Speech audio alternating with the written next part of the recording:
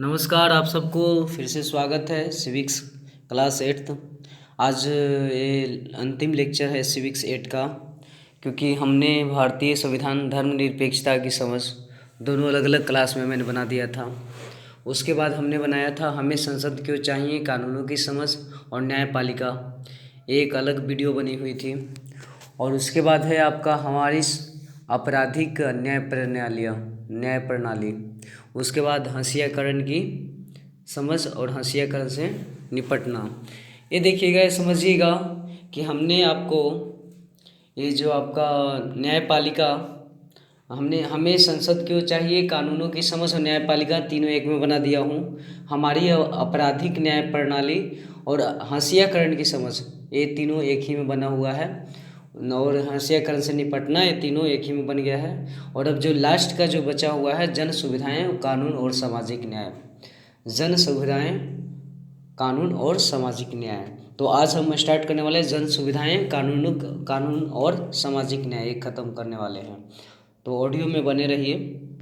जन सुविधाएं, अध्याय 9 में जो हमें पढ़ना है जन सुविधाएं। तो देखते हैं, अम्मू और कुमार चेन्नई में एक बस से सफ़र कर रहे हैं। शहर के अलग अलग इलाकों से गुजरते हुए वे जल सुविधाओं को देखते जा रहे हैं। वो जल सुविधाओं को देखते जा रहे हैं। अब ये अन्ना नगर है, अन्ना नगर, राम गोपाल, सैदापेट, पद्मा। तो वो लोग क्या कर रहे हैं, मड्डीपाकम, मेलापुर, वाटर टैंक, ये जो है आपका वाटर टैंक। चेन्नई के लोग और पानी, पहले समझा जाए जो पॉइंट है, चेन्नई के लोग और पानी। श्री राम गोपाल जैसे आला सरकारी अफसर चेन्नई के अन्ना नगर में रहते हैं। भरपूर पानी के छिड़काव के कारण हरे भरे बाग बगीचों वाला इलाका खासा आकर्षक है। यहाँ के नलों में 24 घंटे पानी रहता है। जब पानी की आपूर्ति कम होती है तो श्री राम गोपाल नगर जल निगम में परिचित एक बड़े अफसर से बात करते हैं और फौरन उनके लिए पानी के टैंकर का इंतजाम हो जाता है। शहर के ज़्यादातर इलाकों की तरह मैलापुर में सुब्रमण्यम के अपार्टमेंट में भी पानी की कमी है। यहाँ नगर पालिका दो दिन में एक बार पानी उपलब्ध कराती है। कुछ लोगों की ज़रूरतें निजी बोरवेल से पूरी हो जाती है, लेकिन बोरवेल का पानी खारा है। लोग उसे शौचालय और साफ सफाई के लिए ही इस्तेमाल करते हैं। दूसरे कामों के लिए टैंकरों का पानी खरीदना पड़ता है। सुब्रमण्यम टैंकरों से पानी खरीदने के लिए हर महीने में 500 से 600 रुपये खर्च करते हैं। पीने के पानी को साफ करने के लिए लोगों ने घरों में ही जल शोधन उपकरण लगवाए हुए हैं। मंडीपाकम के एक मकान में शिवा पहली मंजिल में किराए पर रहता है। उसे 4 दिन में एक बार पानी मिलता है। पानी की कमी के कारण वह अपने परिवार को चेन्नई नहीं ला पा रहा है। पीने के सिवा बाजार से पानी की बोतल खरीदता है। पद्मा घरेलू नौकरानी है। वह सैदापेट में काम करती है और पास ही एक झुग्गी बस्ती में रहती है। उसकी झुग्गी का किराया 650 रुपये माहवार है। उसकी झुग्गी में न तो शौचालय है और न ही पानी का अन्य स्रोत है। इस तरह की 30 झुग्गियों के लिए कोने में एक ही नल है। इस नल में रोज़ 20 मिनट के लिए बोरवेल से पानी आता है। इस दौरान एक परिवार को ज़्यादा से ज़्यादा 3 बाल्टियाँ भरने का मौका मिलता है। इसी पानी को लोग नहाने, धोने और पीने के लिए इस्तेमाल करते हैं। गर्मियों में पानी इतना कम हो जाता है कि कोई परिवारों को पानी पी ही नहीं मिलता, उसे टैंकरों का इंतज़ार करना पड़ता है। जीवन के अधिकार के रूप में पानी, जीवन और स्वास्थ्य के लिए पानी आवश्यक है। न केवल यह हमारी दैनिक ज़रूरतों को पूरा करने के लिए आवश्यक है, बल्कि पीने का साफ पानी बहुत सारी पानी से होने वाली बीमारियों को भी रोक सकता है। भारत की स्थिति यह है कि जिन देशों में दस्त, पेचिश, हैजा जैसी बीमारियां की सबसे ज़्यादा मामले सामने आए हैं उनमें उसका स्थान काफ़ी ऊपर आता है। पानी से संबंधित बीमारियां के कारण हर रोज़ 1600 से ज़्यादा भारतीय मौत के मुंह में चले जाते हैं। उनमें से ज़्यादातर 5 साल से भी कम उम्र के बच्चे होते हैं। अगर लोगों के पास का पानी सहज रूप से उपलब्ध हो तो इन मौतों को रोका जा सकता है। भारतीय अनुच्छेद 21 के अंतर्गत पानी को अधिकारों का जीवन के अधिकार का हिस्सा माना गया है। इसका मतलब यह है कि अमीर गरीब हर व्यक्ति को यह अधिकार है कि उसे सस्ती कीमत पर दैनिक ज़रूरतों को पूरा करने के लिए पर्याप्त मात्रा में पानी मिले। दैनिक ज़रूरतों को पूरा करने के लिए पर्याप्त मात्रा में पानी मिले। कहने का मतलब यह है कि पानी का सार्वभौमिक पहुंच होनी चाहिए। दूसरे शब्दों में सबको पानी मिलनी चाहिए। उच्च न्यायालय और सर्वोच्च न्यायालय ने कई मुकदमों में यह कहा है कि सुरक्षित पेयजल का अधिकार भी मौलिक अधिकारों में से एक है। कुछ दिन पहले 2007 में आंध्र प्रदेश उच्च न्यायालय ने पानी में गंदगी के सवाल पर महबूब नगर जिले के एक किसान द्वारा लिखे गए पत्र के आधार पर चली सुनवाई में इस बात को फिर दोहराया है। पत्र भेजने वाले किसान की शिकायत थी कि एक कपड़ा वाले कंपनी गांव के पास स्थित जलधारा में विषैले रसायन छोड़ रही है। उसमें भूमिगत पानी दूषित होता है जो सिंचाई के लिए और पीने के पानी का स्रोत है। इस मुकदमे के आधार पर न्यायाधीश ने महबूबा नगर के जिला कलेक्टर को आदेश दिया कि वह गांव के प्रत्येक व्यक्ति को हर रोज़ 25 लीटर पानी उपलब्ध कराएं। जल अधिकार का मतलब है कि प्रत्येक व्यक्ति को व्यक्तिगत और घरेलू इस्तेमाल के लिए पर्याप्त, सुरक्षित, स्वीकार्य, भौतिक रूप से पहुंच के भीतर और सस्ती दर पर पानी मिलना चाहिए। संयुक्त राष्ट्र 2002। जन सुविधाएं। अब समझेंगे जन सुविधाएं क्या है। पानी की तरह कुछ अन्य सुविधाएं भी है जिनका हर व्यक्ति के लिए इंतजाम किया जाना चाहिए। पिछले साल आपने स्वास्थ्य और स्वच्छता इन दो सुविधाओं के बारे में पढ़ा था। इसी तरह बिजली के सार्वजनिक परिवहन विद्यालय और कॉलेज में अनिवार्य चीज़ें हैं, उन्हें जन सुविधाएं के नाम से जाना जाता है। देखिए, जन सुविधाएं के नाम से क्या जाना जाता है, जैसा कि बिजली, पानी, परिवहन, विद्यालयों और कॉलेजों में भी अनिवार्य चीज़ें हैं, इन्हें जन सुविधाएं कहा जाता है। किसी जन सुविधा की एक महत्वपूर्ण विशेषता यह होती है कि एक बार निर्माण हो जाने के बाद वह बहुत सारे लोग इस्तेमाल कर सकते हैं। मसलन अगर गांव में एक स्कूल बना दिया जाए तो उसमें बहुत सारे बच्चों को शिक्षा मिलती है। इसी तरह किसी इलाके में बिजली की आपूर्ति बहुत सारे लोगों के लिए फ़ायदेमंद हो सकती है। किसान अपने खेतों की सिंचाई के लिए पंप सेट चला सकते हैं। लोग बिजली से चलने वाली छोटी मोटी वर्कशॉप खोल सकते हैं। विद्यार्थियों को पढ़ने लिखने में आसानी हो सकती है और किसी न किसी तरीके से गांव के अधिकांश लोगों को फ़ायदा होता है। अब देखते हैं सरकार की भूमिका। चूँकि जन सुविधाएं इतनी महत्वपूर्ण हैं, इसीलिए उन्हें मुहैया कराने की जिम्मेदारी भी किसी न किसी के ऊपर होनी चाहिए।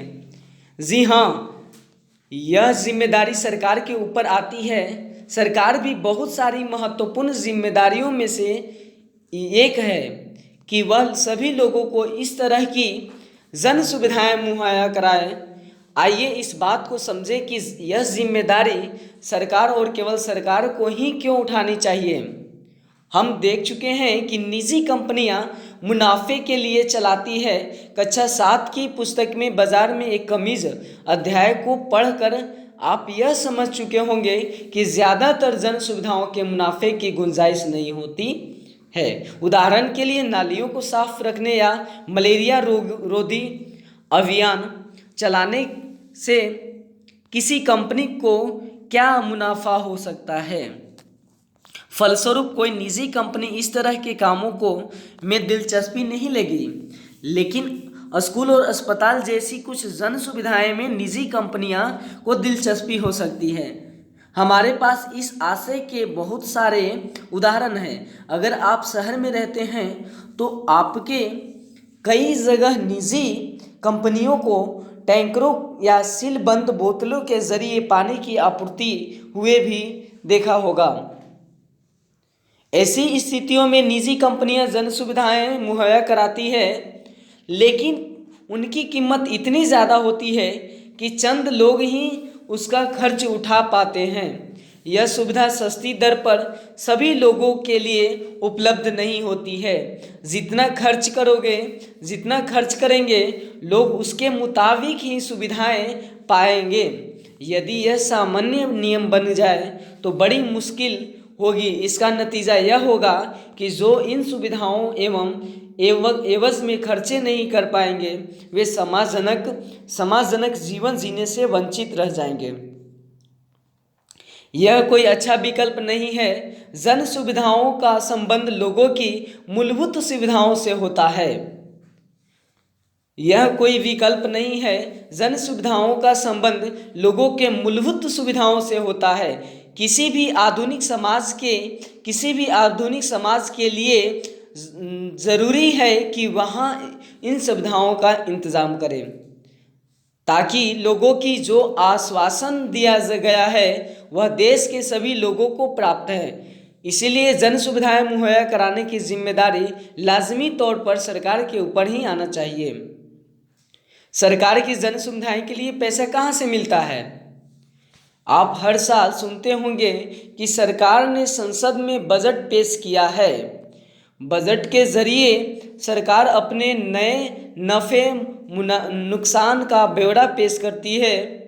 इसमें सरकार पिछले साल के खर्चों का खाता पेश करती है और अगले साल के खर्चों की योजना सामने रखती है।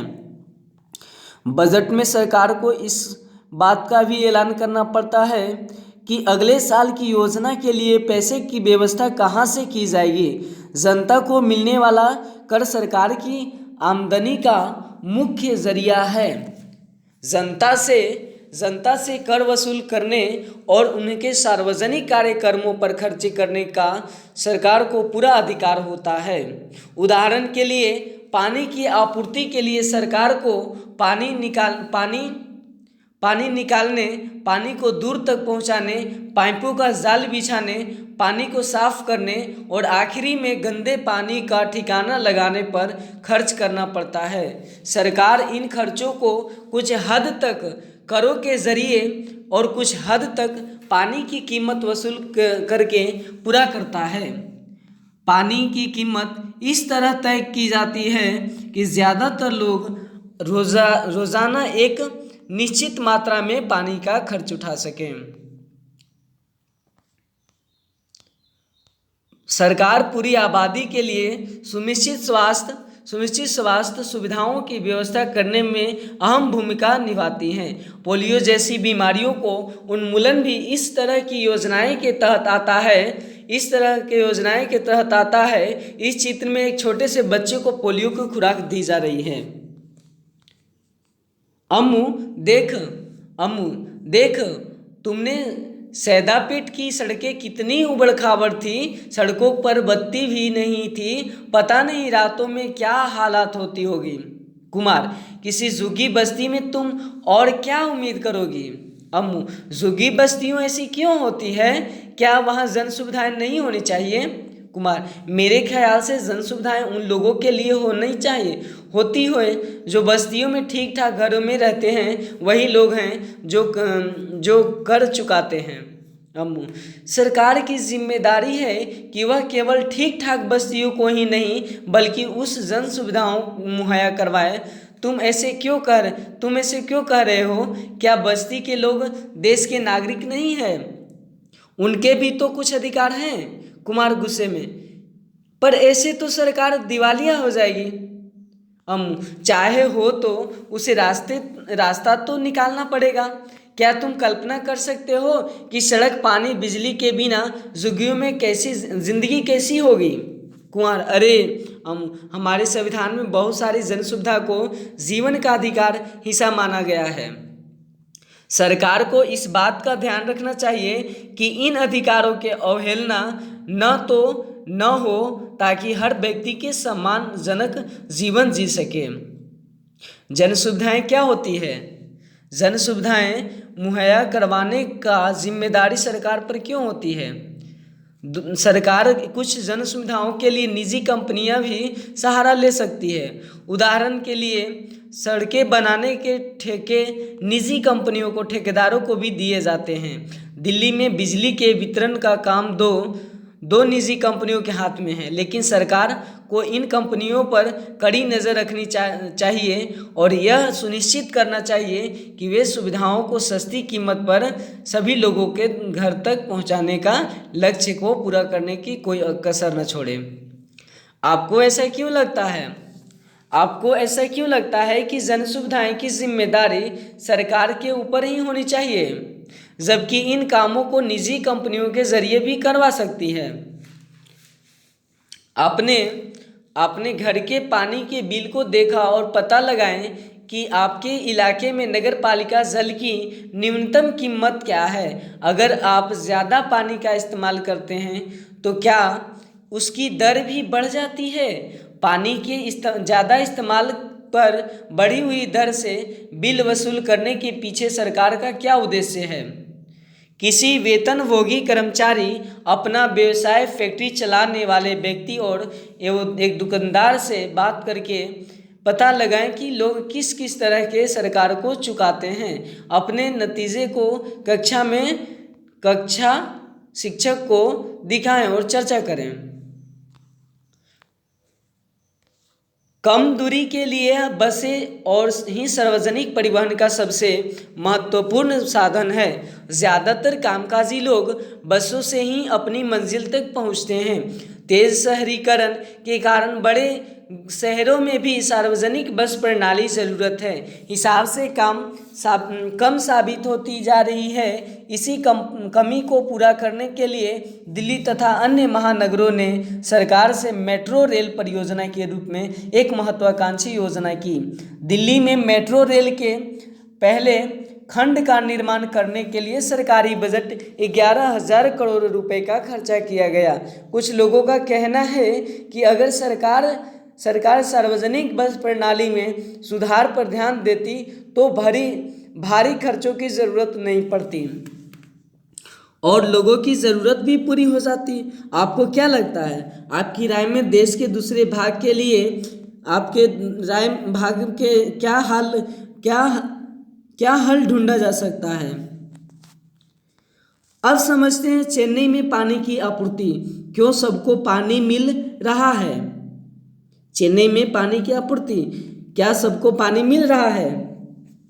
इसमें कोई शक नहीं है कि जन सुविधाएं सभी को मुहैया होनी चाहिए, लेकिन हकीकत में ऐसा नहीं है। बहुत सारे स्थानों पर ऐसा सुविधाओं का भारी अभाव है। इस अध्याय के अगले हिस्सों में आप पानी की व्यवस्था के बारे में पढ़ेंगे। यह सुविधाजनक बहुत मायने रखती है। जैसा कि इस अध्याय की शुरुआत में हमने देखा था, चेन्नई में पानी की भारी कमी, नगर पालिका की आपूर्ति से शहर की लगभग आधी ज़रूरत ही पूरी हो पाती है।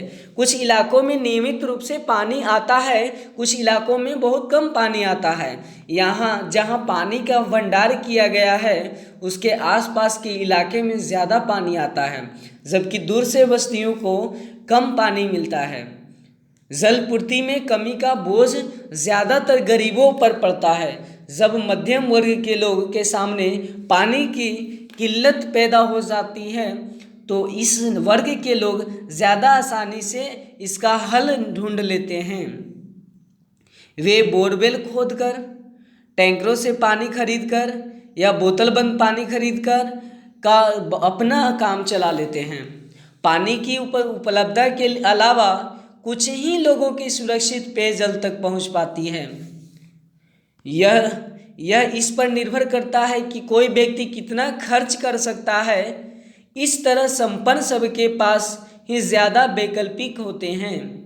वे बोतलबंद पानी और जल शोधक उपकरणों के सहारे पानी का इंतजाम कर सकते हैं। इस मदद में खर्च कर सकने के कारण उन्हें साफ पानी मिल जाता है, परंतु गरीब इस सुविधा से वंचित रह जाते हैं।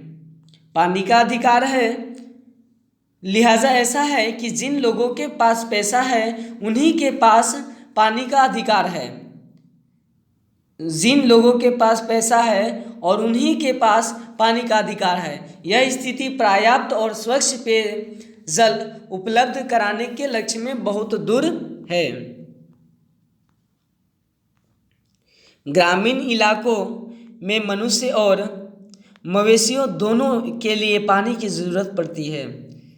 यहाँ कुआं, हैंडपंप, तालाब और कभी कभार छत पर स्थित टंकियों से पानी मिलता है।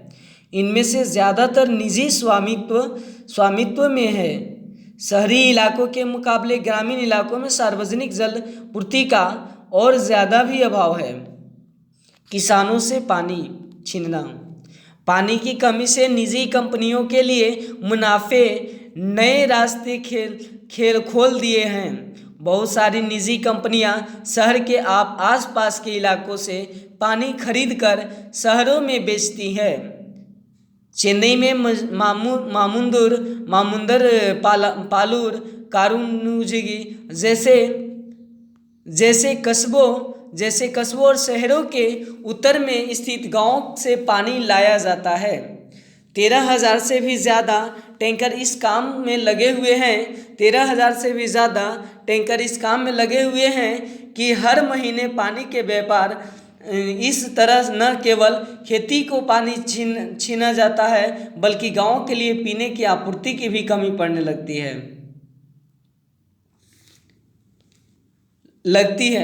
नतीजा यह है कि इस सारे कस्बों और गांवों में भूमिगत जल की बहुत बुरी तरह गिर चुका है। विकल्पों की तलाश। अब देखते हैं पॉइंट जो है विकल्पों की तलाश। चेन्नई की स्थिति कोई अनूठी नहीं है। गर्मियों के महीनों में पानी की कमी का यह हाल देश के दूसरे शहरों में भी दिखाई देने लगता है। नगर पालिका की जलापूर्ति में कमी से निपटने के लिए निजी कंपनियां ज़्यादा से ज़्यादा इलाकों में फैलती जा रही है। एक कंपनियां अपने मुनाफे के लिए पानी बेचती है। पानी के इस्तेमाल में भी ज़बरदस्त गैर बराबरी दिखाई देती है। शहरी इलाकों में प्रति व्यक्ति लगभग 135 लीटर पानी प्रतिदिन मिलना चाहिए। पानी की यह मात्रा लगभग 7 बाल्टी के बराबर है। शहरी जल आयोग ने यह मात्रा तय किया, लेकिन झुग्गी बस्तियों में लोगों को रोज़ाना प्रति व्यक्ति 20 लीटर पानी यानी 1 बाल्टी भी नहीं मिलता।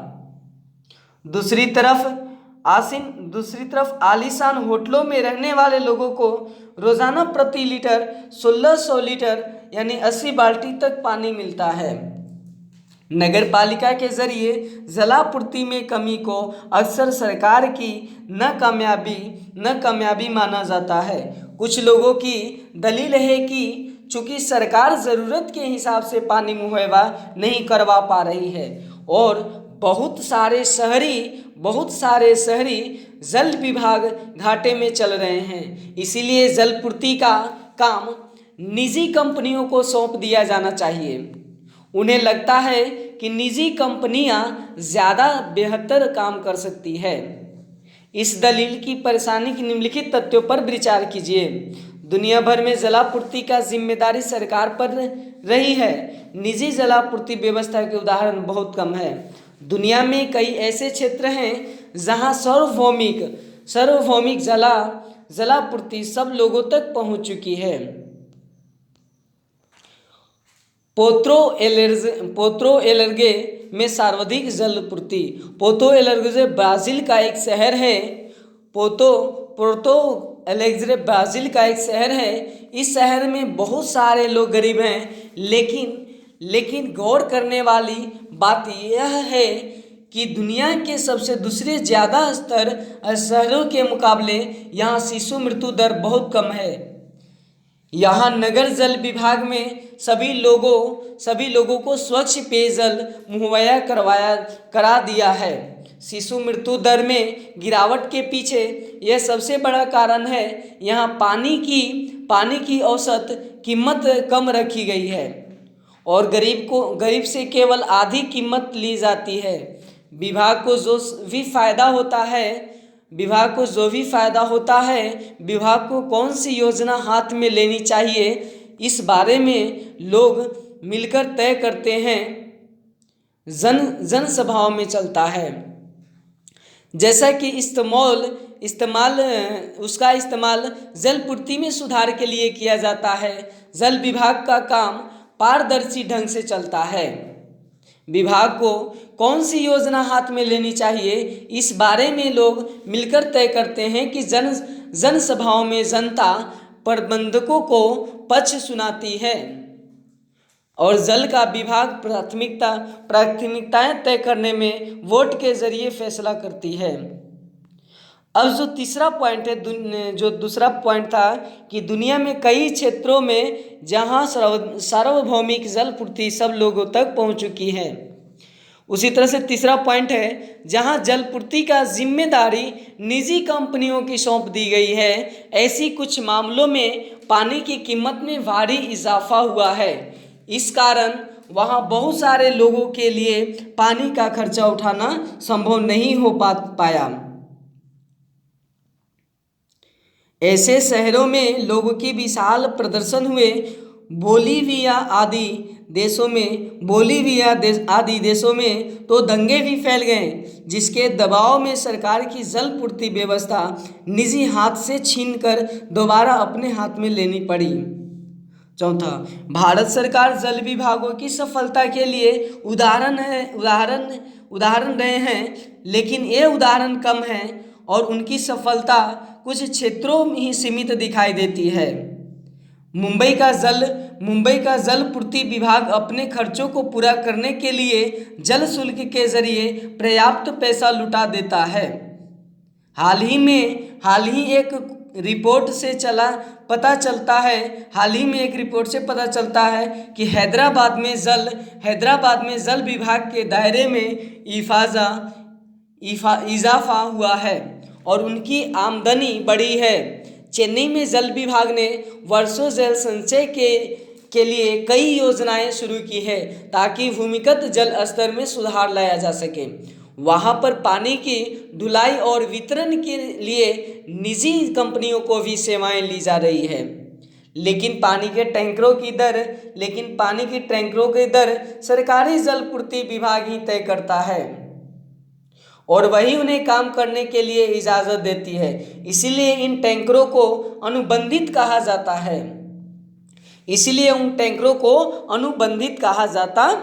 है। अब मुंबई की उपनगरीय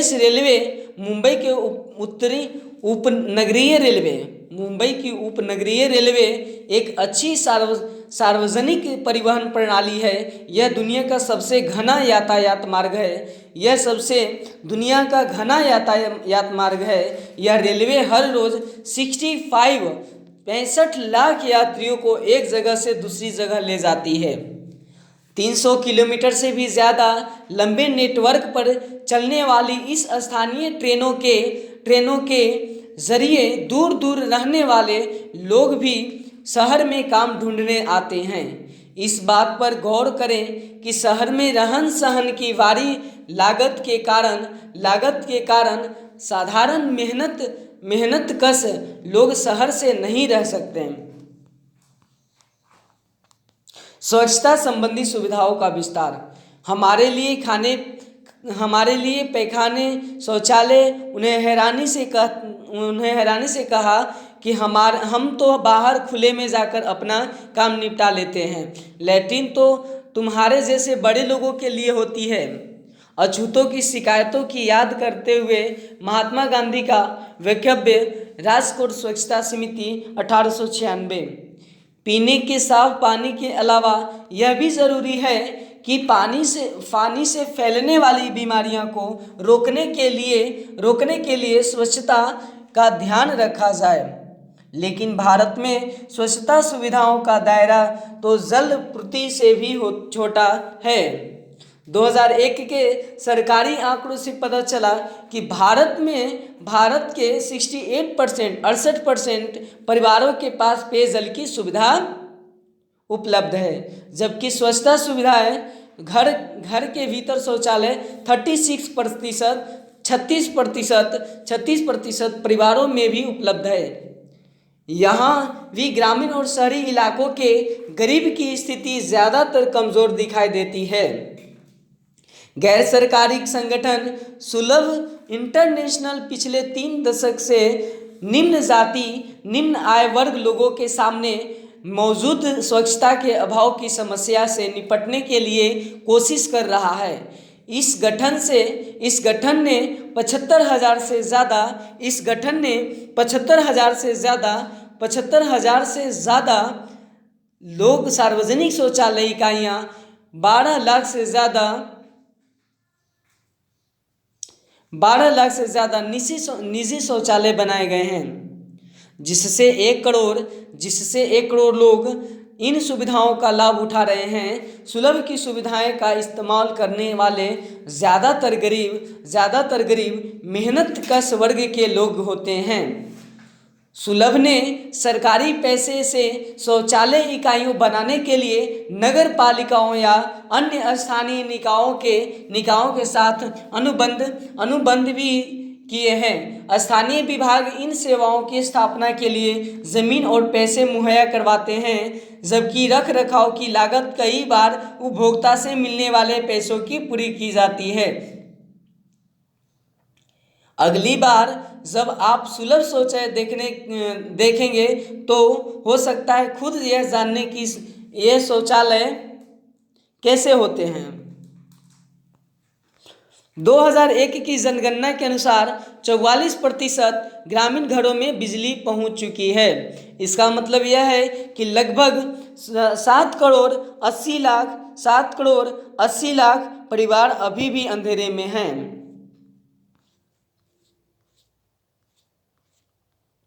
हम लोग विकल्पों की तलाश कर रहे थे, अब देखते हैं विकल्पों की तलाश का निष्कर्ष। अब निष्कर्ष इसका क्या निकलता है वो देखते हैं। अब निष्कर्ष, जन सुविधाओं का संबंध हमारी बुनियादी ज़रूरतों से होता है। भारतीय संविधान में पानी, स्वास्थ्य, शिक्षा आदि अधिकारों को जन जीवन के अधिकार का हिस्सा माना गया है। इस प्रकार सरकार की एक अहम जिम्मेदारी बनती है कि वे प्रत्येक व्यक्ति को पर्याप्त जन सुविधाएं मुहैया करवाए। लेकिन इस मोर्चे पर असंतोषजनक प्रगति नहीं हुई है। आपूर्ति में कमी है और वितरण में भारी असमानता दिखाई देती है। महानगरों और बड़े शहरों के मुकाबले कस्बों और गांवों में तो सुविधाओं की स्थिति और भी खराब है। संपन्न बस्तियों के मुकाबले गरीब बस्तियों में सेवाएं की स्थिति कमजोर है। इन सुविधाओं के निजी कंपनियों के हाथों में सौंप देने की समस्या हल होने वाली नहीं है। किसी भी समाधान में इस महत्वपूर्ण तथ्य को नज़रअंदाज नहीं किया जा सकता है कि देश के प्रत्येक नागरिक को इन सुविधाओं को पाने का अधिकार है और उसे ये सुविधाएं समांतर ढंग से मिलनी चाहिए। स्वच्छता, मानव मल मूत्र को सुरक्षित ढंग से नष्ट करने की सुविधा, इसके लिए शौचालय को निर्माण किया जाता है और गंदे पानी की सफाई के लिए पाइप लगाए जाते हैं। संक्रमण से बचने के लिए ऐसा करना जरूरी होता है। कंपनी एक तरह की व्यावसायिक संस्था होती है जिसकी स्थापना कुछ लोग या सरकार करती है। जिन कंपनियों की संचालन और स्वामित्व निजी समूहों या व्यक्तियों के हाथ में होता है उन्हें निजी कंपनियां कहा जाता है। उदाहरण के लिए टाटा स्टील एक निजी कंपनी है, जबकि इंडिया ऑयल सरकार भारत सरकार द्वारा संचालित कंपनी है। सार्वभौमिक पहुंच, जब हर व्यक्ति को कोई चीज़ की पूर्ति हासिल हो जाती है और उसका खर्च उठा सकता है तो इसे सार्वभौमिक पहुंच कहा जाता है। उदाहरण के लिए घर में नल में पानी आ रहा है और तो परिवार को पानी तक पहुंच मिल जाती है, और अगर इसकी कीमत कम हो या मुफ्त उपलब्ध हो तो इसे इस्तेमाल कर सकते हैं। मूलभूत सुविधाएं, भोजन, पानी, आवास, साफ सफाई, स्वास्थ्य और शिक्षा जैसी बुनियादें जो जिंदा रहने के लिए ज़रूरी होती है मूलभूत सुविधाएं कहलाती है। जैसा कि मैंने कहा था, जन सुविधाएं जैसे ही खत्म होगा उसके बाद कानून और सामाजिक न्याय स्टार्ट करेंगे। तो इसमें बस इतना ही था जन सुविधाएं में। तो आई होप, मुझे लग रहा है कि हाँ ये आपको समझ में आई होगी। तो अब जो नेक्स्ट है कानूनों और सामाजिक न्याय, उसको स्टार्ट करने वाले हैं। कानून और सामाजिक न्याय क्या है? चलिए, अध्याय जो 10 है, लास्ट है, 8वीं क्लास का ख़त्म होने वाली है। अध्याय 10 कानून और सामाजिक न्याय। क्या आपको कक्षा 7 का बाजार में एक कमीज अध्याय याद है? वहाँ हमने देखा था कि बाजारों की श्रृंखला किस तरह कपास उत्पादकों को सुपर बाजार में कीमत खरीदने वाले ग्राहक से जोड़ देती है। इस श्रृंखला में हर मोड़ पर क्रय विक्रय चल रहा है। कपास पैदा करने वाला छोटा किसान, इरादे के बुनकर या कपड़ा निर्यात कारखाने के मजदूर कमीज के उत्पादन में प्रत्यक्ष या अप्रत्यक्ष रूप से शामिल बहुत सारे लोग बाजार में शोषण का शिकार होते हैं। उनके साथ उचित बर्ताव नहीं होता है। बाजार में हर जगह लोगों के शोषण की संभावना बनी रहती है, चाहे वे मजदूर हो, उपभोक्ता हो या उत्पादक हो। लोगों को इस तरह के शोषण से बचाने के लिए सरकार कुछ कानूनों बनाती है। इस कानूनों के जरिए इस बात की कोशिश की जाती है कि बाजार में अनुचित और तौर तरीके पर अंकुश लगाया जाए। आइए बाजार की एक आम स्थिति में को देखें जिनमें कानून बहुत मायने रखता है। मसाला मजदूर को मेहनताना का है। निजी कंपनियां, ठेकेदार, कारोबारी लोगों आमतौर पर ज़्यादा से ज़्यादा मुनाफा कमाने की कोशिश करते हैं। मुनाफे की चाह में कई बार वे मजदूर को उनका हक नहीं देते हैं और कई बार तो उनका मेहनता हक तक नहीं देते। मजदूरों को उनका मेहनता न देना कानून की नज़र में गैर कानूनी या गलत है। मजदूरों को मेहनता कम न मिले या उनके वाजिब मेहनताना मिले, इस बात को सुनिश्चित करने के लिए न्यूनतम वेतन का भी एक कानून बनाया गया है। इस कानून के तहत किसी भी मजदूर को न्यूनतम वेतन से कम मजदूरी नहीं दी सकती। न्यूनतम वेतन में हर कुछ साल में बढ़ोतरी कर दी जाती है। जिस तरह मजदूरों की सुरक्षा प्रदान करने के लिए न्यूनतम वेतन का कानून बनाया गया है, उसी तरह बाजार में उत्पादकों और उपभोक्ताओं के हितों की रक्षा के लिए भी कानून बनाए गए हैं। इस कानून के जरिए मजदूर, उपभोक्ता और उत्पादक तीनों के संबंधों की इस तरह संचालित किया जाता है कि उसमें किसी शोषण न हो। अहमदाबाद के एक कपड़ा मिल में काम करते मजदूर बिजली से चलने वाले करघों के साथ बढ़ती पारदर्शिता के कारण 1980 और 1990 के दशक में ज़्यादातर कपड़ा मिल बंद हो गए थे। पावर लूम बिजली से चलने वाले करघों को कहते हैं। यह 4 से 6 करघों की छोटी इकाई है। इन करघों के मालिक खुद उन पर काम करते हैं और परिवार के लोगों के साथ बाहर के श्रमिकों को भी काम में लगाते हैं। यह जानी हुई बात है कि बिजली से चलने वाले करघों में कार्य स्थितियाँ बहुत खराब होती है। तालिका संबंध में विभिन्न पक्षों की सुरक्षा के लिए संबंधित कुछ महत्वपूर्ण कानून दिए गए हैं। इसमें इनमें से दिए गए कॉलम 2 और इसमें बताया गया है कि कानून और क्या उनके लिए ज़रूरी कक्षा के चर्चा के आधार पर तालिका को खाली खाना को भरें।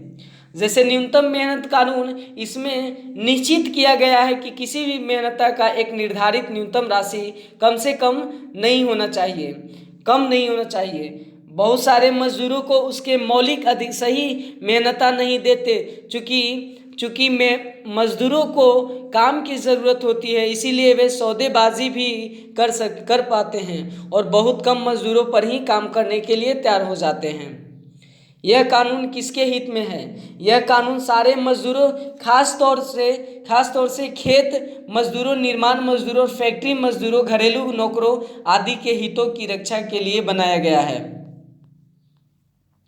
कानून बना देना ही काफ़ी नहीं होता है, कानून बना देना ही काफ़ी नहीं होता है। सरकार को यह भी सुनिश्चित करना होता है कि कानूनों को लागू किया जाए। इसका मतलब यह है कि कानून को लागू किया जाने बहुत ज़रूरी होता है। जब कोई कानून ताकतवर लोगों से कमज़ोर लोगों की रक्षा के लिए बनाया जाता है तो उसको लागू करना और भी महत्वपूर्ण बन जाता है। उदाहरण के लिए प्रत्येक मजदूर को सही वेतन मिले, यह सुनिश्चित करने के लिए सरकार को कार्यस्थलों का नियमित रूप से निरीक्षण करना चाहिए और अगर यदि कोई कानून का उल्लंघन करता है तो उसको सजा देनी चाहिए। अगर मजदूर गरीबी या शक्तिहीन हो तो आमदनी गंवाने या बदले की कार्रवाई के डर से वह कम वेतन भी काम करने के लिए को तैयार हो जाता है। मालिक भी इस बात की अच्छी तरह से समझते हैं कि वे ताकत का इस्तेमाल करते हैं ताकि मजदूरों से कम पैसे में काम कराया जा सके। ऐसी सूरत में यह बहुत ज़रूरी होता है कि संबंधित कानूनों को अच्छी तरह का लागू किया जाए। इन कानूनों को बताने, लागू करने और कायम रखने के लिए सरकार व्यक्तियों या निजी कंपनियों की गतिविधियों को नियंत्रित कर सकती है ताकि सामाजिक न्याय सुनिश्चित किया जा सके। इनमें से बहुत सारे कानून का जन्म भारतीय संविधान में दिए गए मौलिक अधिकारों से हुआ है। उदाहरण के लिए शोषण से मुक्ति का अधिकार का अर्थ है किसी भी व्यक्ति को भी कम मेहनता पर काम करने का बंधुआ मजदूर के तौर पर काम करने के लिए 14 साल से कम उम्र की किसी भी बच्चे को किसी कारखाने या खदान या किसी अन्य खतरनाक व्यवसाय में काम पर नहीं रखा जाएगा। व्यवहार में ये कानून किस तरह सामने आते हैं? ये कानून सामाजिक न्याय की चिंताओं की हद तक संबोधित करते हैं। इस अध्याय में हम ऐसे कुछ सवालों को पड़ताल करेंगे।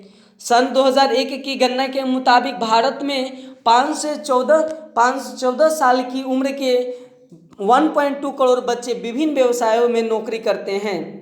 इनमें से कुछ बहुत सारे बच्चे खतरनाक व्यवसाय में हैं। 2006 के अक्टूबर महीने में सरकार ने 14 साल के बच्चों से कम उम्र की बच्चे को घर, ढाबों या रेस्तरां में चाय की दुकानें आदि में नौकरी पर रखने की प्रथा पर पाबंदी लगा दी थी। बाल मजदूर रोकथाम अधिनियम में संशोधन के लिए करके अब यह प्रावधान किया गया है कि छोटे बच्चे को नौकरी पर रखना एक गंभीर अपराध है। अगर कोई व्यक्ति इस कानून का उल्लंघन करता है तो 3 माह के लिए 2 साल तक जेल की सजा हो और या 10,000 से 20,000 रुपये तक का जुर्माना हो सकता है। केंद्र सरकार ने राज्य सरकार को निर्देश दिया है कि वे घरेलू नौकर के तौर पर काम करने वाले बच्चों को मुक्त कराने और उनकी पुनर्वास के लिए योजना बनाएं। अभी तक महाराष्ट्र, कर्नाटक और तमिलनाडु केवल इन्हीं 3 सरकारों ने ऐसी योजना प्रकाशित की है कि इस कानून के पारित होने के बाद 1 साल से भी ज़्यादा समय बाद आज 74% घरेलू बाल मजदूर 16 साल से कम उम्र के हैं। एक कहानी चलिए पढ़ते हैं भोपाल गैस त्रासदी का। 24 साल पहले भोपाल में दुनिया की सबसे भीषण औद्योगिक त्रासदी हुई। भोपाल में यूनियन कार्बाइड नामक एक अमेरिकन कंपनी का कारखाना था जिसमें कीटनाशक बनाए जाते थे। 2 दिसंबर 1984 2 दिसंबर, याद रखिएगा, 2 दिसंबर 1984 को रात के 2 बजे यूनियन कार्बाइड के इसी संयंत्र से मिथाइल एसोसियाइड यानी मिक बोला जाता है, मिक गैस रिसने लगी। यह बेहद जहरीला गैस होती है। इस दुर्घटना की चपेट में आने वाले अजीज़ा सुल्तान तकरीबन 12:30 बजे मुझे अपने बच्चों की तेज़ी से खांसी की आवाज़ सुनाई दी। कमरे में हल्की सी रोशनी थी। मैंने देखा कि पूरा कमरा सफ़ेद धुआं से भरा हुआ था। मुझे लगा कि चीखने की आवाज़ें सुनाई दी। सब कमरा धुआं से भरा हुआ था। मुझे लगा कि चीखने की आवाज़ें सुनाई दी। सब कह रहे थे भागो भागो। इसके बाद मुझे भी खांसी आने लगी। लगता था जैसे मैं आग में सांस ले रही हूँ। आंखें बुरी तरह से जलने लगी। 3 दिन के भीतर 8,000 से ज़्यादा लोग के मौत मुंह में चले गए। 8,000 से ज़्यादा लोग मौत के मुंह में चले गए। लाखों लोग गंभीर रूप से प्रभावित हुए। सामूहिक अंतिम संस्कार। जहरीले गैस के संपर्क में आने वाले ज़्यादातर लोग गरीब कामकाजी परिवारों के लोग थे। उनमें से लगभग 50,000 लोग आज भी इतने बीमार हैं कि कुछ काम नहीं कर सकते। लोग इस गैस के असर में आने के बावजूद जिंदा रह गए। उनमें से बहुत सारे लोग गंभीर श्वास विकारों, आँखों की बीमारियां और अन्य समस्याओं से पीड़ित है। बच्चों में अजीज गंभीर विकृतियां पैदा हो रही है। इस चित्र में दिखाई दे रही है कि लड़की इस बात का उदाहरण है। यह तबाही कोई दुर्घटना नहीं थी। यूनियन कार्बाइड ने पैसा बचाने के लिए सुरक्षा उपयोगों जानबूझकर नज़रअंदाज किया था। 2 दिसंबर की त्रासदी से पहले भी कारखानों में गैस का रिसाव हो चुका था। इस घटना में एक मजदूर की मौत हो चुकी थी, जबकि बहुत सारे घायल हुए थे। सबूतों से पूरी तरह साफ था कि इस महाविनाश के लिए यूनियन कार्बाइड ही दोषी है। लेकिन कंपनी ने अपनी गलती मानने से इनकार कर दिया। इसके बाद शुरू हुई कानूनी लड़ाई में पीड़िता की ओर से सरकार ने यूनियन कार्बाइड के खिलाफ दीवानी मुकदमा दायर कर दिया। 1985 में सरकार ने $3 अरब का मुआवजा मांगा था, लेकिन 1989 में केवल 47 करोड़ डॉलर के मुआवजे पर अपनी सहमति दे दी। इस त्रासदी से जीवित बच निकलने वाले लोगों ने इस फैसले के खिलाफ सर्वोच्च न्यायालय में अपील की, मगर सर्वोच्च न्यायालय ने भी इस फैसले में कोई बदलाव नहीं किया। यूनियन कार्बाइड ने कारखानों तो बंद कर दिया, लेकिन भारी मात्रा में विषैले रसायन वहीं छोड़ दिए। ये रसायन रिस कर जमीन में जा रहे हैं, जिसमें वहां का पानी दूषित हो रहा है। अब यह संयंत्र डाओ केमिकल नामक कंपनी के कब्जे में है। इसकी साफ सफाई का जिम्मा उठाने को तैयार नहीं है। यूनियन कार्बाइड षड्यंत्र के इर्द गिर्द बिखरे पड़े रसायन के बोरे। 24 साल बाद भी लोगों का न्याय के लिए संघर्ष कर रहे हैं। वे पानी के साफ पानी, स्वास्थ्य सुविधाओं और यूनियन कार्बाइड के जहर से ग्रस्त लोगों के लिए नौकरियां की मांग कर रहे हैं। उन्होंने यूनियन कार्बाइड के चेयरमैन एंडरसन को सजा दिलाने के लिए एंडरसन था भी आंदोलन चलाया। सजा दिलाने के लिए भी आंदोलन चलाया गया।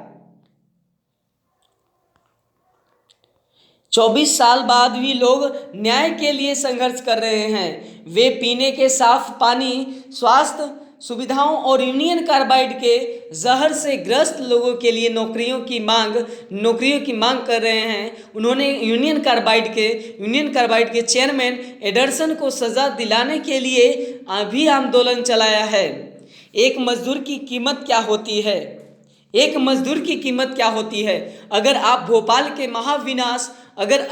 के महाविनाश की वजहों को समझना चाहते हैं तो सबसे पहले यह जानना पड़ेगा कि यूनियन कार्बाइड ने भारत में अपना कारखाना क्यों खोला। विदेशी कंपनियों के भारत को आने के कारण यहाँ सस्ता श्रम, अगर विदेशी कंपनियों को भारत आने का एक कारण यहाँ का सस्ता श्रम है।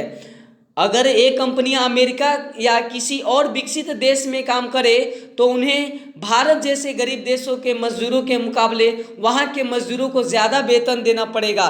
भारत में न केवल वे कम कीमत पर काम करवा सकती है बल्कि वहाँ के मजदूर ज़्यादा घंटों तक भी काम कर सकते हैं। यहाँ मजदूर के लिए आवास जैसी दूसरी चीज़ों पर भी खर्चे की ज़रूरत नहीं होती है। इस तरह एक कंपनियाँ यहाँ कम लागत पर ज़्यादा मुनाफा कमा सकती है। लागत में कटौती के तरीके इसके खतरनाक भी हो सकती है। लागत में कमी लाने के लिए सुरक्षा उपायों की असर अनदेखी की जाती है। यूनियन कार्बाइड के कारखाने में एक सुरक्षा उपकरण या तो सही ढंग से काम नहीं कर रहा था या उनकी संख्या कम 1980 से 1984 के बीच मिग षड्यंत्र कामगारों के दल की संख्या 12 से घटाकर 6 की जा चुकी थी। मजदूरों के लिए सुरक्षा प्रशिक्षण की अवधि 6 महीने से घटाकर केवल 15 दिनों कर दी गई थी। मिग कारखानों के लिए रात की पाली के मजदूर का पद भी खत्म कर दिया गया था। यूनियन कार्बाइड के भोपाल और अमेरिका षड्यंत्र में सुरक्षा व्यवस्था फर्क जानने के लिए नीचे पढ़े। पश्चिमी वर्जीनिया में कंप्यूटरीकृत चेतावनी और निगरानी व्यवस्था मौजूद थी। भोपाल के यूनियन कार्बाइड कारखाने में गैस के रिसाव के लिए केवल मजदूरों के अंदाजे के सहारे काम चलाया जाता था। पश्चिम वर्जीनिया में खतरा पैदा होने पर लोगों को सुरक्षित स्थानों पर ले जाने की व्यवस्था मौजूद थी, जबकि भोपाल में ऐसा कुछ नहीं था। अलग अलग देशों के बीच सुरक्षा मानकों में इतनी भारी फर्क क्यों है और दुर्घटना हो जाने के बाद पीड़िता को इतना मामूली मुआवजा क्यों दिया जा रहा है? इस बात का जवाब यह है कि भारतीय मजदूर का मोल अभी भी ज्यादा तक माना जाता है। एक मजदूर जाता है और फौरन उसी जगह के दूसरा मिल जाता है। एक मजदूर चला जाता है, दूसरा मिल जाता है। हमारे यहाँ बेरोजगारी की इतनी ज़्यादा कि थोड़ी सी तनख्वाह के लिए बदलने न जाने कितने लोग असुरक्षित स्थितियों में भी काम करने के लिए तैयार हो जाते हैं। मजदूरों की इस कमजोरी का फायदा उठाकर मालिक कार्यस्थल पर सुरक्षा की हिस्सेदारी से बच जाते हैं।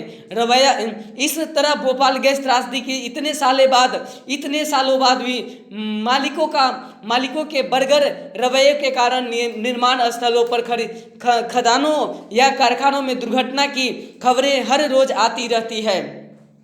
सुरक्षा कानूनों का क्रियान्वयन। तो इस कहानी से आपको क्या पता चलता है? भोपाल गैस त्रासदी से आपको क्या पता चलता है? एक मजदूर की कीमत क्या होती है? देखिए, एक्चुअली ये कहानी जो है, एक कहानी नहीं, ये एक रियलिटी है। भोपाल जो गैस त्रासदी जो है ये रियलिटी है कि जब 1984 में 2 दिसंबर 1984 की रात को बात किया जा रहा है। तो आखिर ऐसा क्यों होता है? क्योंकि हम भारतीयों इतने ज़्यादा हमारे सरकार जो होती है देखिए कब की बात की जा रही है, 1984 की बात की जा रही है। उस समय की सरकार क्या कर रही थी? उस समय की सरकार को सोचना चाहिए था। सबसे पहले तो जिस तरह की सरकार चल रही है, कहीं ना कहीं सरकार का भी दोष होता है।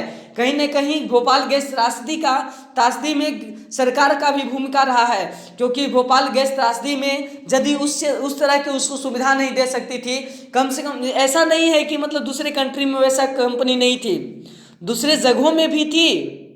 अमेरिका में भी था, ऐसा नहीं, पश्चिम वर्जीनिया में था, ठीक ना, पश्चिम वर्जीनिया में था, जो कि उस जगह पे ऐसे कंपनी के रखा गया था कि जैसे ही गैस त्रासदी हो तो वहाँ से लोगों को हटाकर दूसरे जगहों पर रख दिया जा सकता है। तो क्यों ऐसा क्यों होता है? अमेरिका जो है पहले से सतर्क है, लेकिन भारत में जैसे ही काम होता है तो भारत में ऐसा कोई क्यों कानून नहीं लगाया जाता है? किसी भी बाहरी जो कंपनियां आती है उसके ऊपर कोई चार्जेस नहीं लगाया जाता है। भोपाल गैस त्रासदी से कितने लोगों का जान चला गया, कितने लोगों का परिवार चला गया। आज भी देखा जाता है कि कितने, उन्हें ज़्यादा दिनों की बात नहीं है मेरे दोस्तों, ज़्यादा दिन की बात नहीं, 1984 की बात है, 1984 की बात है मेरे भाई, 1984 की बात है। कितने लोगों मर गए, कितने लोगों का मुआवजा मिला, नहीं भी मिला।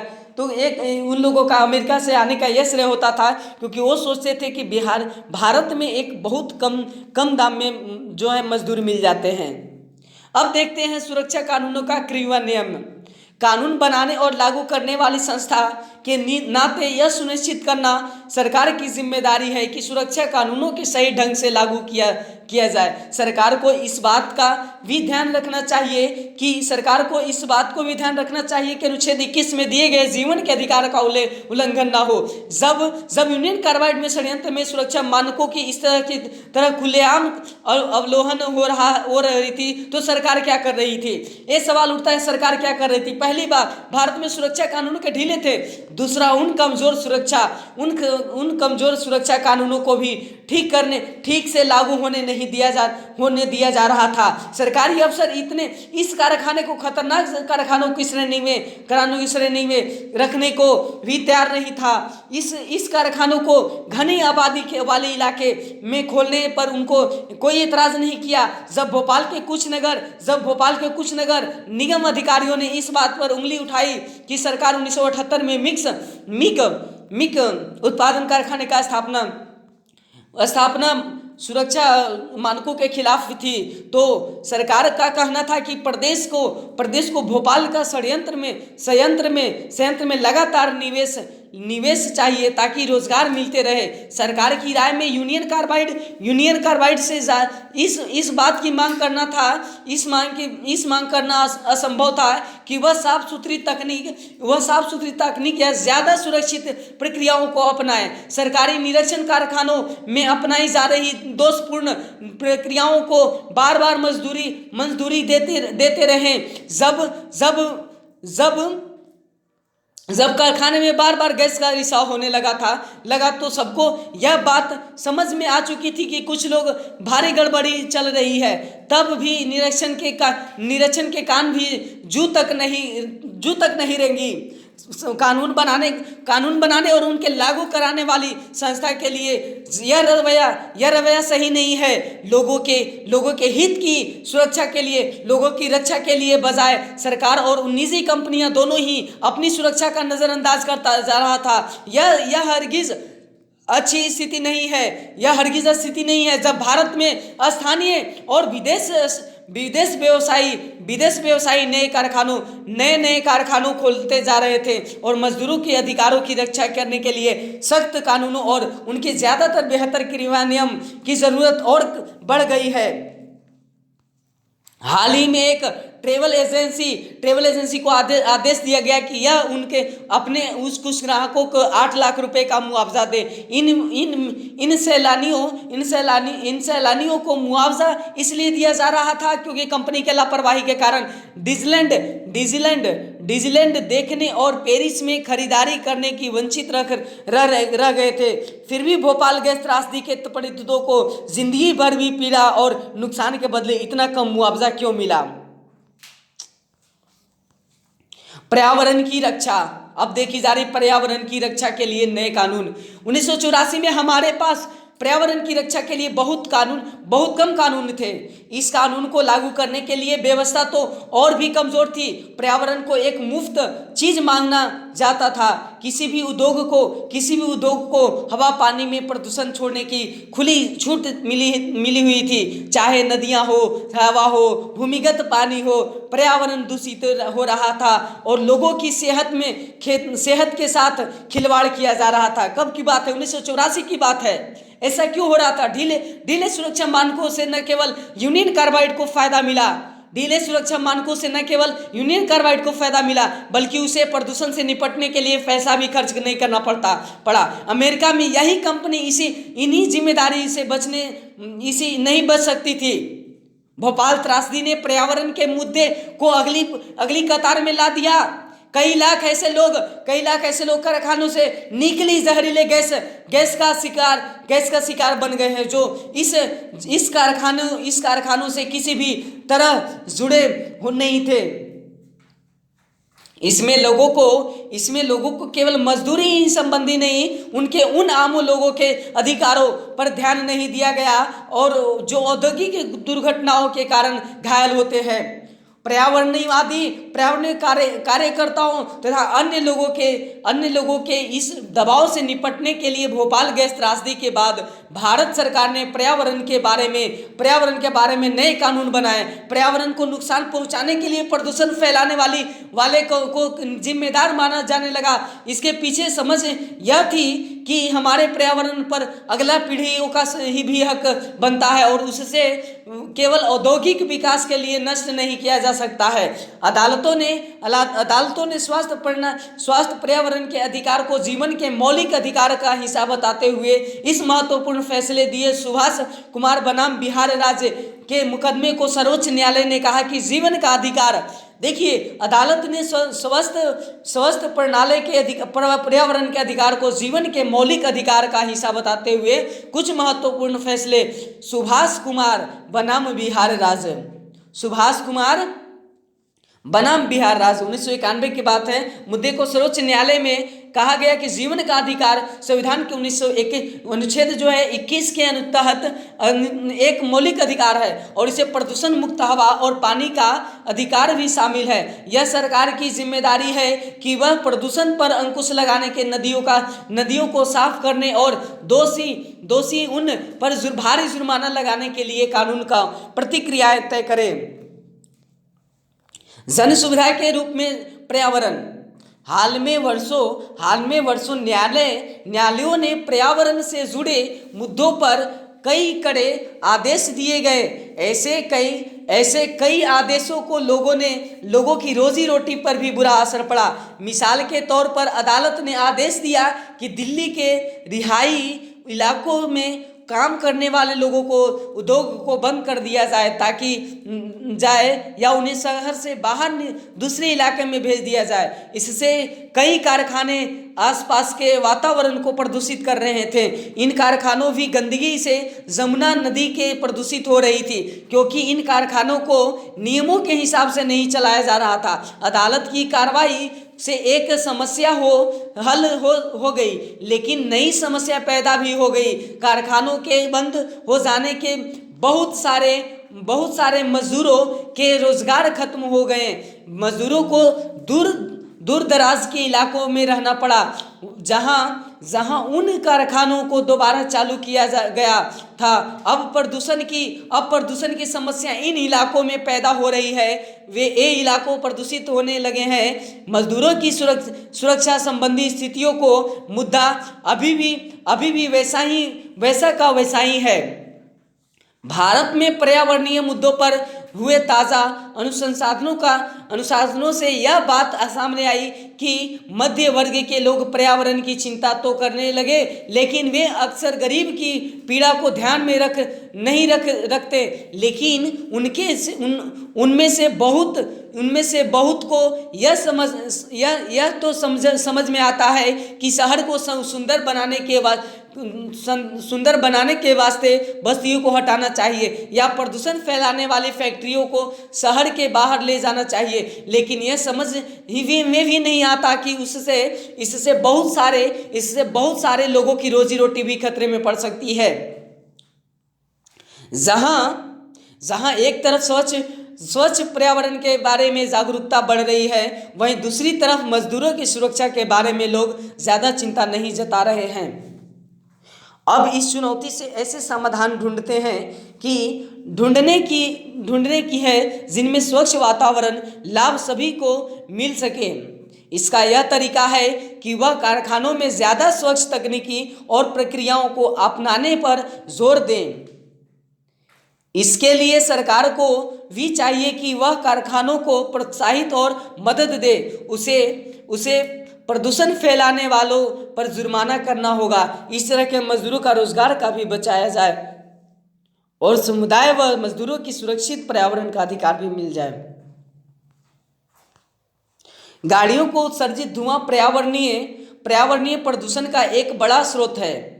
गाड़ियों के उत्सर्जित धुआं पर्यावरणीय प्रदूषण का एक बड़ा स्रोत है। 1998 के बाद सर्वोच्च न्यायालय ने अपने कई फैसलों में यह आदेश दिया कि दिल्ली में डीजल से चलने वाले सभी सार्वजनिक वाहन कंप्रेस्ड नेचुरल गैस CNG ईंधन का इस्तेमाल करें।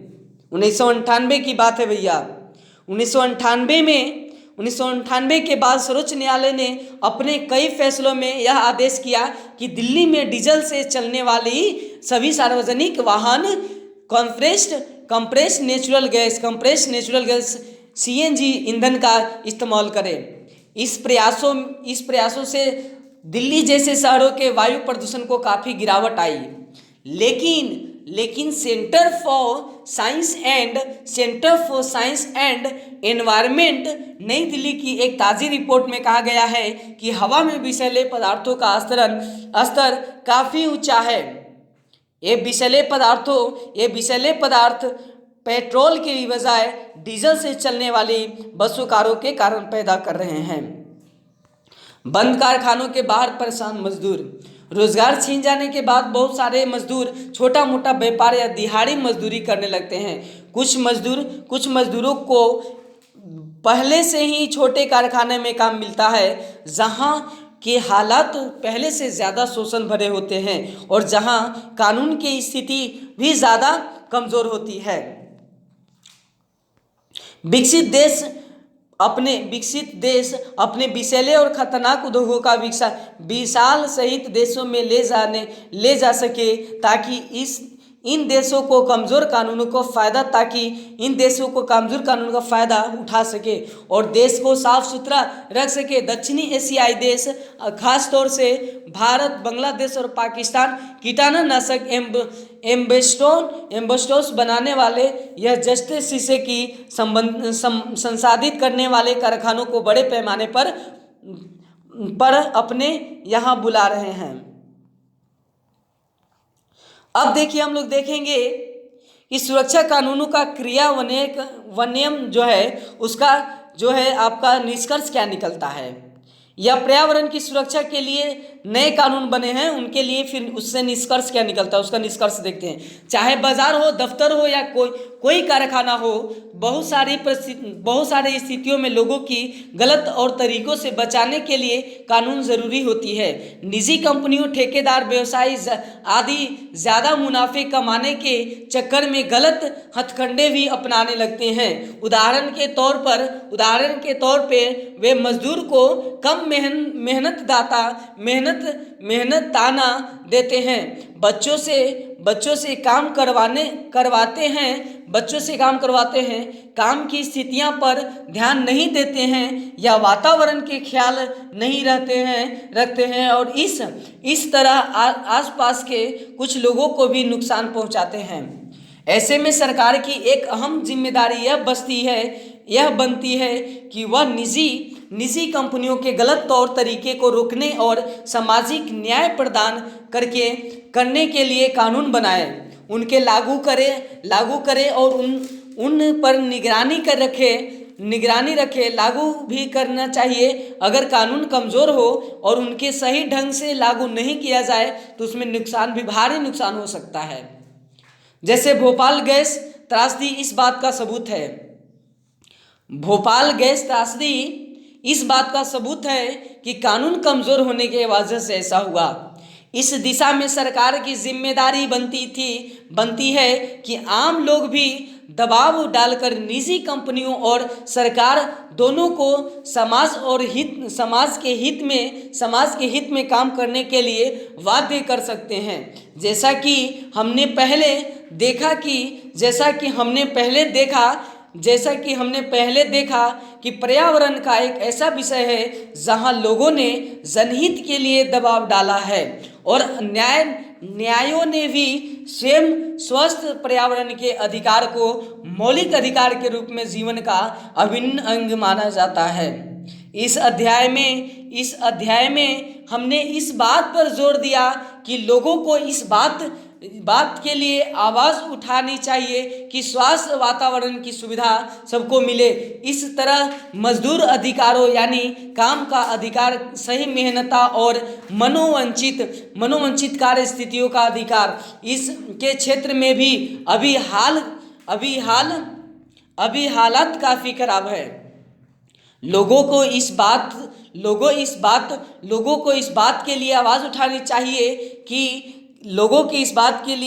उठानी चाहिए कि कामगारों के अधिकारों की रक्षा के लिए सख्त कानून बनाए जाए ताकि सबको जीवन का अधिकार मिल सके। उपभोक्ता, जो व्यक्ति बाजार में बेचने के लिए नहीं बल्कि निजी इस्तेमाल के लिए कोई चीज़ खरीदता है, उसे उपभोक्ता कहा जाता है। उत्पादक क्या होता है? ऐसा व्यक्ति जो उत्पादक का मतलब हुआ ऐसा व्यक्ति या संस्थान जो बाजार में बेचने के लिए चीज़ों बनाता है। कई बार उत्पादक अपने उत्पादन का कुछ हिस्सा निजी इस्तेमाल के लिए भी रख लेते हैं। उदाहरण के लिए किसान। निवेश क्या होता है? भविष्य में उत्पादन बढ़ाने सुधारने के लिए नई मशीनरी या इमारत प्रशिक्षण पर खर्च होने वाला पैसा निवेश कहलाता है। मजदूरों की यूनियन, मजदूरों का संगठन आमतौर पर मजदूर यूनियन कारखानों और दफ्तरों में दिखाई देते हैं, लेकिन अन्य किस्म के मजदूरों की भी यूनियन हो सकती है। जैसे घरेलू नौकरों को यूनियन के नेता अपने सदस्यों की और मालिक के साथ सौदेबाजी और बातचीत करते हैं। मजदूर यूनियन वेतन, श्रम नियमावली, नियुक्त बर्खास्त और पदोन्नति से संबंधित नियमों, लाभों और कार्यस्थल सुरक्षा आदि मुद्दों पर काम करती है। एक जीवित आदर्श के रूप में संविधान। जीवन का अधिकार एक मौलिक अधिकार है। संविधान के माध्यम से यह अधिकार देश के सभी नागरिकों को मिला हुआ है। जैसा कि आपने इस किताब में पढ़ा है, आम नागरिकों ने इस अधिकार यानी संविधान के अनुच्छेद 21 को विभिन्न संदर्भों में इस्तेमाल किया है। 21 नागरिकों के इन प्रयासों से भी यह अधिकार और सार्थक व व्यापक हो गया है। उदाहरण के लिए आपने पढ़ा कि किस तरह से हाकिम शेख ने स्वास्थ्य के अधिकार को जीवन के अधिकार का अभिन्न अंग साबित कर दिया। इसी तरह मुंबई के झुग्गी वासियों की कोशिशों से रोजगार के अधिकार को जीवन के अधिकार का हिस्सा माना गया। इसी प्रकार अध्ययन में आपने यह भी पढ़ा कि इस तरह न्यायालय ने प्रदूषण मुक्ति यानी पानी एवं हवा के अधिकार को जीवन के अधिकार का हिस्सा बताया था। इसके अलावा शिक्षा और आवास के अधिकार को भी अदालतों ने जीवन के अधिकार का हिस्सा बताया है। जीवन के अधिकार की यह विस्तृत व्याख्या आम नागरिकों के प्रयासों का नतीजा है। जब भी नागरिकों को ऐसा लगता है कि उनके मौलिक अधिकारों का उल्लंघन हो रहा है, तो वे अदालत में जाकर न्याय मांगते हैं। जैसा कि आपने इस पुस्तक में कई जगह पढ़ा है, इन्हीं मौलिक अधिकारों के नए कानून बनाने और खास तरह की नीतियां को लागू करने में भी मदद दी है।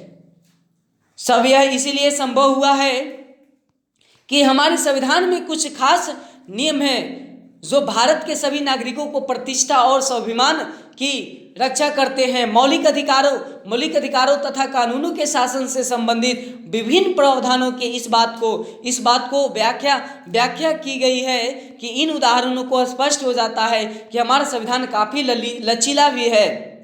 इसी आधार पर भी संविधान को द्वारा दिए गए प्रतिष्ठा और न्याय के विचार में नए सिरे से उभर कर आने वाले मुद्दों की सूचना भी समावेश किया जाना चाहिए। इस लचेपन के कारण संविधान के प्रावधानों को नई व्याख्या की जा सकती है।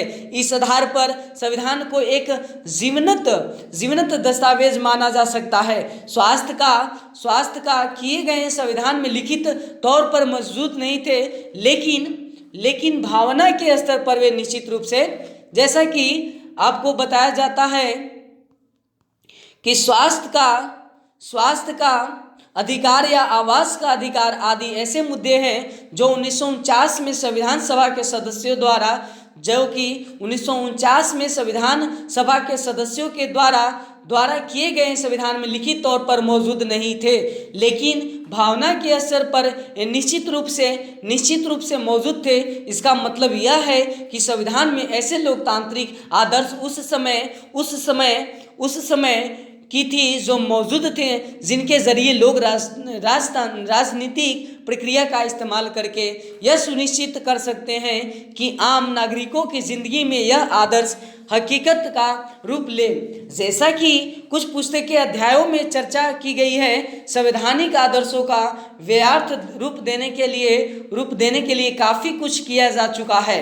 दूसरी ओर उन्हीं की अध्यायों में यह भी पढ़ा गया है कि अभी कुछ होना बाकी है। देश के विभिन्न भागों में जनता द्वारा किए जा रहे हैं विभिन्न संघर्षों बार बार इस बात को याद दिलाते हैं कि समाज के ज़्यादातर लोगों की जिंदगी समानता, प्रतिष्ठा और स्वाभिमान जैसे सवाल अभी भी अधूरे हैं। जैसा कि कक्षा 7 के पुस्तक में पढ़ा था, मीडिया भी इन संघर्षों पर अक्सर ध्यान नहीं देता, लेकिन इसका यह मतलब नहीं है कि आंदोलन पर ध्यान नहीं दिया जाना चाहिए। इस पुस्तक के विभिन्न अध्यायों में यह समझाने की चेष्टा की गई है कि संविधान में कौन से लोकतांत्रिक आदर्श दिए गए हैं और उनके लोगों के दैनिक जीवन पर किस तरह असर पड़ता है।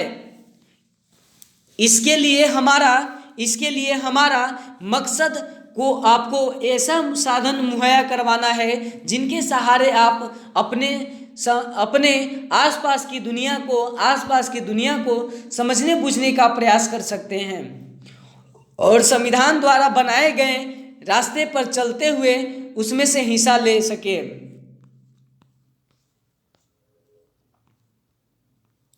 बहुत बहुत धन्यवाद आप लोग को मेरे साथ बने रहने के लिए। आज इसका समाप्त हो गया जो 8 क्लास का जो आपका जो राजनीति विज्ञान था उसे आज ख़त्म कर दिया गया है। तो यदि आप ये वीडियो यहाँ तक सुन पाए होंगे तो यदि इसके पहले जो 6th क्लास 7th क्लास को यदि आप पढ़ना चाहें तो 6th क्लास का भी पूरा कंप्लीट कर दिया गया है और 7th क्लास का भी पूरा कंप्लीट कर दिया गया है। बहुत बहुत धन्यवाद।